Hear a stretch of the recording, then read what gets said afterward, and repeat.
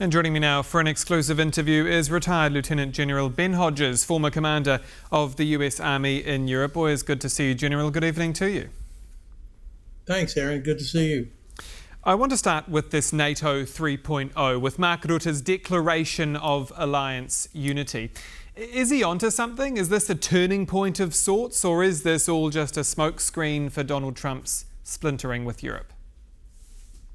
Look, it's absolutely not a smokescreen. I think that this summit achieved the most important objective that every summit seeks to achieve, which is to show that the alliance is still unified.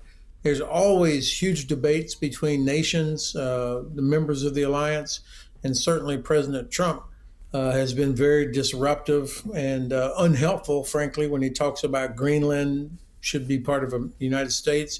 But nonetheless, at the end of the summit, I mean, the language coming from the American president was better than I have ever heard from him. And so I think the alliance is in a good place and moving in the right direction. Yeah, I'm curious because, as you rightly point out, President Trump reheated the Greenland debate. He also ripped into Iran. But sitting across from the likes of Volodymyr Zelensky, the atmosphere was night and day with the Oval Office last year. Even the summit's final declaration talked about unwavering support for Kyiv. Is Donald Trump's animosity towards Kyiv softening, perhaps? Is the worst over for Europe? Well, the worst for Europe would be a Russian attack, a Ukrainian failure and a Russian attack. That would be the worst for Europe. And European leaders, it seems to me, are finally coming to grips with an American president that is disruptive, and also a realization that Europe has the ability, if it has the political will, Europe has the ability to defend itself instead of always being so dependent on the United States. Now, I don't like the language the president used. I think it's very unhelpful. It leads to the potential of a Russian miscalculation if they think the alliance is splintered or that the United States is not there.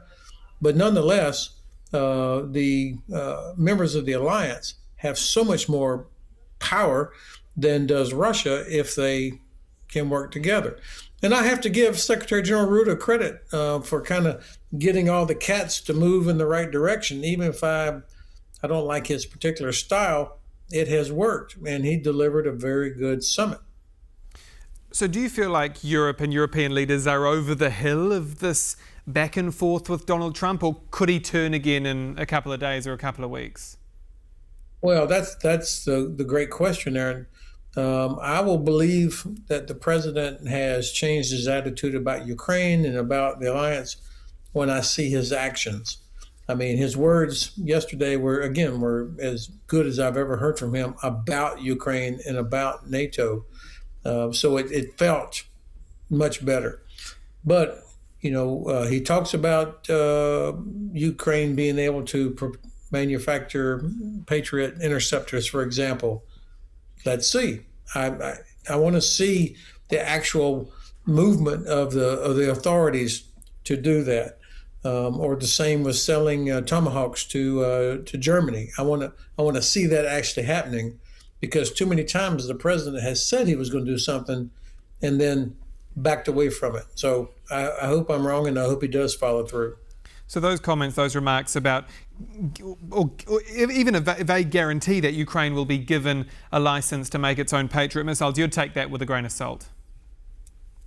Well, I mean, based on what the president has done in the past, when it comes to Ukraine, when it comes to Russia, all of these things, the action does not always match the words. And so that's why I'm hopeful, but I would like to see this actually happen before we start celebrating. And of course, we should all be clear that Ukraine needs defense against ballistic missiles now, not in 2 or 3 years. And it will take some time. Even if the licensing was approved tonight, it would be some time before Ukraine is able to actually produce the Patriot interceptors. Now, they will be faster than anybody on the planet. Once it starts, they will do it much more quickly than, say, it might happen back in the States or anywhere else. But it's still going to take time. And so that means a lot of Russian ballistic missiles are going to be slamming into Ukrainian cities until then. Donald Trump also told us in Ankara, and I quote, "It's an escalation that could lead to the end." That, of course, was in relation to Ukraine's deep strikes into Russian territory. Are we seeing the US president simply wanting to back a winner, or perhaps more accurately, not wanting to side with the loser? Again, a good question. It's difficult to know what it is he really wants, how much influence the Kremlin has on him or his relationship with Vladimir Putin. I mean, frankly, most of the things that the Pentagon says are things that the Kremlin would like. So I'm still skeptical. Now, the fact is, Ukraine and most European countries have decided that they can't sit around and hope that the U.S. comes and saves the day. That they can't wait for that. They have to do everything they can on their own to defend themselves. And I think European countries, including Poland, knows that the best way to prevent a Russian attack on a NATO country is that Ukraine defeats Russia. And so Poland, Germany, France, Finland, all the Baltic countries, it's in their interest to make sure that Ukraine is successful with or without the United States. So I think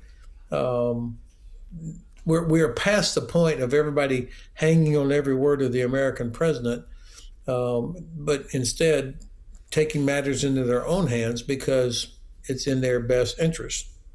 You've talked about the summit being largely positive. You've obviously pointed out that the words coming from Donald Trump's mouth have been very positive about Ukraine. Over in Moscow, you mentioned the Kremlin. When Vladimir Putin reads through the military commitments, the negotiations, the statements from Turkey, what will be the first thought that comes to his mind? Well, I think he will be concerned that even at this point, that all of the members of the alliance, including the United States, are still unified behind Ukraine.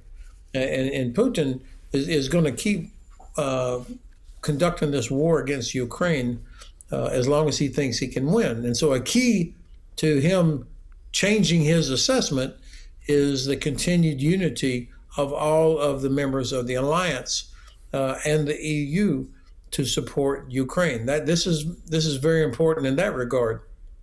And that means if that truly is the desired end state by the members of the alliance, then that means that should be followed up with action, such as delivering more Patriot interceptors, German Taurus, Tomahawk, enforcing sanctions, stopping these shadow fleet vessels that sail out of the Baltic Sea right past Poland and past Germany and past Denmark, stopping those things.